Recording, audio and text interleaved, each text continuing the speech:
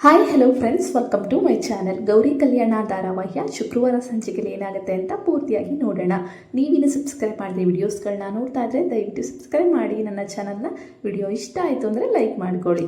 So ಸಂಚಿಕೆ ಆರಂಭದಲ್ಲಿ ಈ ಕಡೆ ಸರಿತಾ ಮಾಡಿರೋ ತಪ್ಪು ಈಗ ಅವಳಿಗೆ ಗೊತ್ತಾಗಿದೆ. ವಿವೇಕ್ ಮೇಲೆ ಎಷ್ಟೊಂದೆಲ್ಲ ಕಾಳಜಿ ಇರೋವಂಥ ತಾಯಿ ಗೌರಿಗೆ ಎಷ್ಟೊಂದೆಲ್ಲ ನಿಷ್ಠೂರವಾಗಿ ಬೈದ್ಬಿಟ್ರಲ್ಲ. ಸೊ ಇನ್ನು ಗೌರಿ ಅದನ್ನು ಮನಸ್ಸಲ್ಲಿ ಇಟ್ಕೊಂಡಿದ್ರು ಮುಖದ ಮೇಲೆ ನಗು ಒಂದು ನಾಟಕನ ಆಡ್ತಾ ಇರ್ತಾಳೆ. ಆಶಾ ಹೋಗಿ, ಗೌರಿ ಇಷ್ಟೊಂದೆಲ್ಲ ಅಕ್ಕ ಬೈದ್ರಲ್ಲ, ನಿಂಗೆ ಬೇಜಾರಾಗಲಿಲ್ಲ ಅಂದಾಗ, ಅಯ್ಯೋ ಚಿಕ್ಕತ್ತೆ ನಾನು ಯಾಕೆ ಬೇಜಾರು ಮಾಡ್ಕೊಡ್ಲಿ, ಅತ್ತೆ ಮಾತಾಡೋದ್ರಲ್ಲಿ ಯಾವ ತಪ್ಪು ಇರಲ್ಲ, ನಾನು ಈರುಳ್ಳಿ ಹಚ್ತಿದ್ದೆ ಅದರಿಂದ ಕಣ್ಣೀರು ಬಂತು ಅಷ್ಟೇ ಅಂದ್ಬಿಟ್ಟು ಗೌರಿ ಹೇಳ್ತಾಳೆ, ಮರೆ ಮಚ್ತಾಳೆ. ಇನ್ನು ನಮ್ಮ ಅತ್ತೆ ಆ ರೀತಿ ಮಾತಾಡೋಕ್ಕೆ ಕಾರಣ ಇದೆ, ಅವ್ರ ಮಗನ ಮೇಲೆ ಇಟ್ಟಿರೋ ನಂಬಿಕೆ, ಪ್ರೀತಿ, ಕಾಳಜಿ ಅದು ಎದ್ದು ಕಾಣಿಸ್ತಿತ್ತು. ಯಾವುದೇ ತಾಯಿ ಆದ್ರೂ ತನ್ನ ಕಂದಮ್ಮಂಗೆ ಏನಾದರೂ ಆಗ್ಬಿಡುತ್ತೆ ಅನ್ನೋ ಒಂದು ಭಯ ಇರುತ್ತಲ್ಲ ಚಿಕ್ಕತ್ತೆ, ಅದು ಆ ರೀತಿಯೆಲ್ಲ ಮಾತಾಡಿಸ್ತು ಅತ್ತೆ ಅಷ್ಟೇ. ಅದು ಬಿಟ್ಟರೆ ನನ್ನ ಮೇಲೆ ಅತ್ತೆಗೆ ಯಾವುದೇ ರೀತಿ ಕೋಪ ಇಲ್ಲ ಅಂದ್ಬಿಟ್ಟು ಗೌರಿ ಹೇಳ್ತಾ ಇರ್ತಾಳೆ. ಅದನ್ನು ನಮ್ಮ ವಿವೇಕ್ ಅವರು ಸಹ ಕೇಳಿಸ್ಕೊತಾರೆ.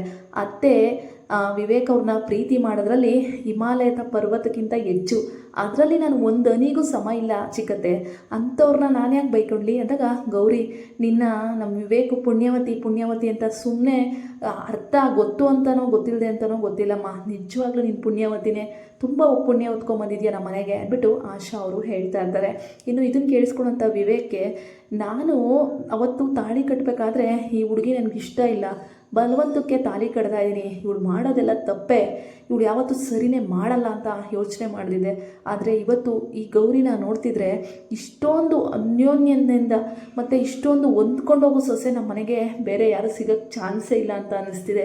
ನಿಜವಾಗ್ಲೂ ಗೌರಿ ಮೇಲೆ ನನಗೆ ನಿಜವಾಗ್ಲೂ ಪ್ರೀತಿ ಆಗ್ತಿದೆಯಾ ಅಂದ್ಬಿಟ್ಟು ಆಫೀಸಲ್ಲಿ ಕೂತ್ಕೊಂಡು ಯೋಚನೆ ಮಾಡ್ತಾ ಇರ್ತಾರೆ ನಮ್ಮ ವಿವೇಕ್ ಅವರು.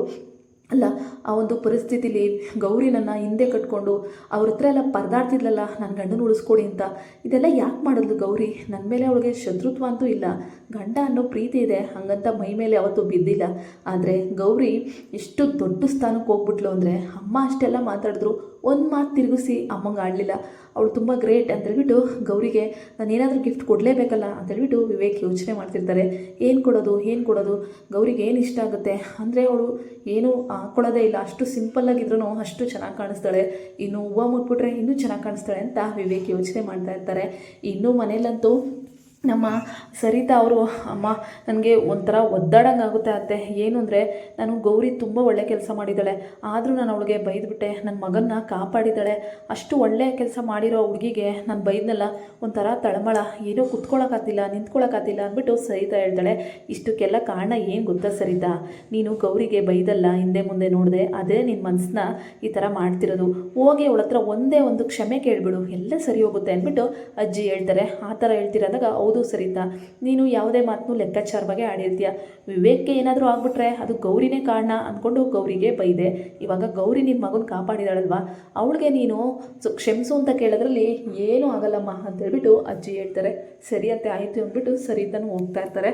ಆದರೂ ನಮ್ಮ ಸರಿತಾ ಅವ್ರಿಗೆ ಏನೋ ಒಂಥರ ಸೊಸೆ ಹತ್ರ ಹೆಂಗಪ್ಪ ಸಾರಿ ಕೇಳೋದು ಅಂತೇಳ್ಬಿಟ್ಟು ಆಶಾ ಇದ್ದವರು, ಅಕ್ಕ ಇದು ಯಾಕಕ್ಕ ಇತ್ತಿಂದತ್ತ ಓಡಾಡ್ತಾ ಇದೆಯಾ ಅಂದಾಗ, ಅದು ಆಶಾ ಅದು ಅಂತಂದ್ಬಿಟ್ಟು ಹೇಳ್ತಾ ಇರ್ತಾರೆ. ಏನಕ್ಕ ಹೇಳಕ್ಕ ಅಂದಾಗ, ಅಕ್ಕ ಗೌರಿ ಇನ್ನೊಂದು ವಿಚಾರ ಹೇಳಿದ್ಲಕ್ಕ ಅಂದಾಗ, ಏನು ಹೇಳಿದ್ಲವಳು ಅಂದಾಗ, ಅಕ್ಕ ಗೌರಿಗೆ ನೀನು ಅಷ್ಟೊಂದೆಲ್ಲ ಬೈದಲ್ಲ, ಅವಳಿಗೊಂದಿಷ್ಟು ಬೇಜಾರೇ ಇಲ್ಲ ಅಕ್ಕ, ನಮ್ಮತ್ತೆ ಬೈದಿದ್ದು ಅವರು ಮಗನ ಮೇಲಿರೋ ಕಾಳಜಿಗೆ ಬೈದಿದ್ದಾರೆ ಅಂತೇಳ್ಬಿಟ್ಟು ನನಗೆ ಪಾಠ ಹೇಳಿದ್ಲಕ್ಕ, ಎಷ್ಟು ಒಳ್ಳೆ ಹುಡುಗಿ ಅಲ್ವಾ, ನಮ್ಮ ಮನೆಗೆ ತಕ್ಕ ಸೊಸೆ ಅಕ್ಕ ಅವಳು ಅಂದ್ಬಿಟ್ಟು ಆಶೆ ಹೇಳ್ತಾರೆ.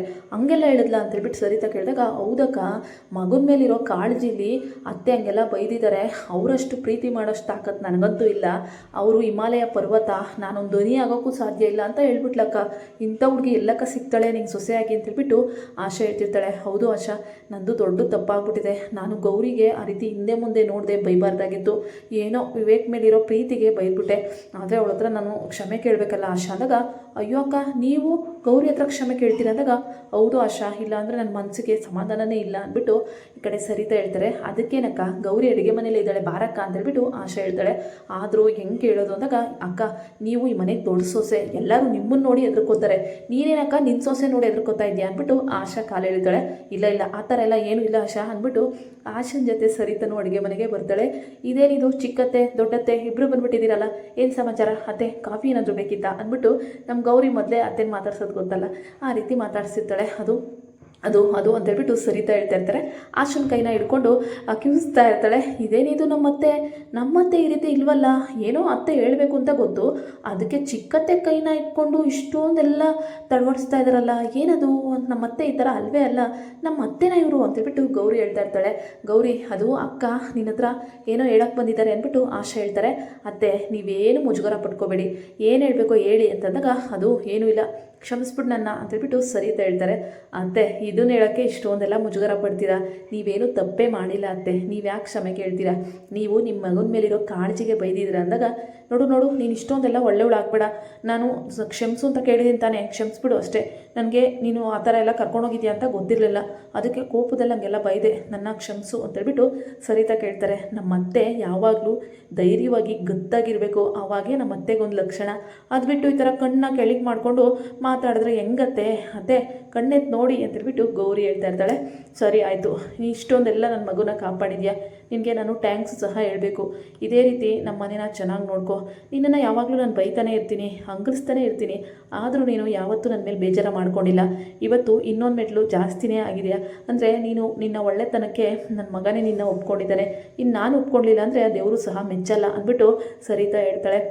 ಅತ್ತೆ ನಾನು ಇದನ್ನು ಮಾಡಿದ್ದೀನಿ, ನೀವು ನನ್ನ ಒಪ್ಕೋಬೇಕು, ವಿವೇಕ್ ಅವ್ರು ನನ್ನ ಪ್ರೀತಿ ಮಾಡಬೇಕು ಅನ್ನೋ ಉದ್ದೇಶದಿಂದ ನಾನು ಇದನ್ನೆಲ್ಲ ಮಾಡಿಲ್ಲ ಅತ್ತೆ, ನನ್ನ ಗಂಡನ ಪ್ರಾಣ ಉಳಿಬೇಕಷ್ಟು ಅನ್ನೋದಷ್ಟೇ ನನ್ನ ಮನಸ್ಸಲ್ಲಿತ್ತು ಅಂದ್ಬಿಟ್ಟು ಗೌರಿ ಹೇಳ್ತಾಳೆ.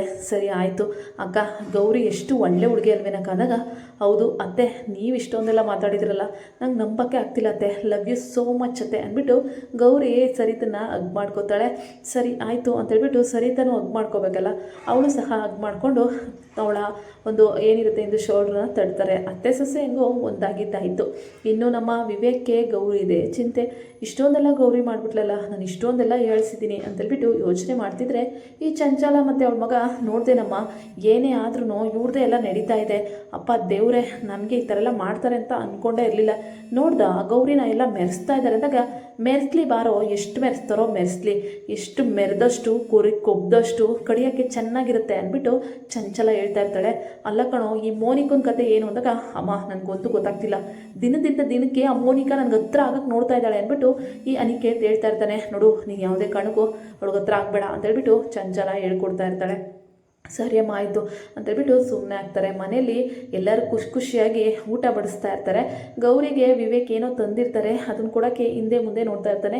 ಏನದು ವಿವೇಕ್ ಏನೋ ತಂದಿದ್ಯಾ ಅಂದ್ಬಿಟ್ಟು ಸರಿತಾ ಕೇಳಿದಾಗ ಅದು ಅಮ್ಮ ಏನೂ ಇಲ್ಲ ಅಂದಾಗ ಏನೋ ಅದು ನನಗೆ ತೋರಿಸಲ್ವಾ ನನಗೆ ಅಂದ್ಬಿಟ್ಟು ಸರಿತಾ ಕೇಳಿದಾಗ ಅದು ಅಂತೇಳ್ಬಿಟ್ಟು ಬಾಳೆ ಎಲೆಯಲ್ಲಿ ಹೂವು ಇರುತ್ತೆ, ಅದನ್ನು ಗೌರಿಗೆ ಕೊಡೋಕ್ಕೆ ಅಂತೇಳ್ಬಿಟ್ಟು ತಂದಿರ್ತಾನೆ. ಓ ಅಕ್ಕ, ವಿವೇಕು ಹೂವು ತಂದಿದ್ದಾನೆ ಅಂದಾಗ ಯಾರಿಗೋ ಇದು ಹೂವು ಅಂದಾಗ ಪುಣ್ಯವತಿಗೆ ಅಂತೇಳ್ಬಿಟ್ಟು ಹೇಳಿದಾಗ ಈ ಕಡೆ ಗೌರಿ ನಾಚಿ ನೀರು ಹಾಕ್ತಾ ಇರ್ತಾಳೆ. ಇದನ್ನು ನೋಡೋಕ್ಕಂತೂ ಡಬ್ಬಲ್ ಖುಷಿ ಅಂತಲೇ ಹೇಳ್ಬೋದು. ಒಟ್ಟಿನಲ್ಲಿ ಗೌರಿನ ಹೆಂಡ್ತಿ ಅಂತ ನಮ್ಮ ವಿವೇಕ್ ಅವರಂತೂ ಒಪ್ಕೊಂಡಿದ್ದಾರೆ, ಸರಿತಾ ಗೌರಿನ ಸೊಸೆ ಅಂತ ಹಗ್ ಮಾಡಿದ್ದಾರೆ. ಇದಕ್ಕಿಂತ ಇನ್ನೇನು ಬೇಕು ನೋಡೋಣ, ಈ ಕಥೆಯಲ್ಲಿ ಇನ್ನೂ ಏನೇನೆಲ್ಲ ಟ್ವಿಸ್ಟ್ ಬರುತ್ತೆ ಅಂತ. ನಿಮಗೆ ನಾನು ಹೇಳೋ ಸ್ಟೋರಿಗಳು ಇಷ್ಟ ಆದರೆ ದಯವಿಟ್ಟು ನನ್ನ ಚಾನಲ್ಗೆ ಸಪೋರ್ಟ್ ಮಾಡಿ, ಸಬ್ಸ್ಕ್ರೈಬ್ ಮಾಡ್ಕೊಳ್ಳಿ. ಬೇಗ ವಿಡಿಯೋಗಳನ್ನ ಅಪ್ಡೇಟ್ನ ನಿಮಗೆ ಕೊಡ್ತಾ ಇರ್ತೀನಿ. ವಿಡಿಯೋಗಳು ಇಷ್ಟ ಆದರೆ ಲೈಕ್ ಮತ್ತು ಕಮೆಂಟ್ ಮಾಡಿ. Thank you.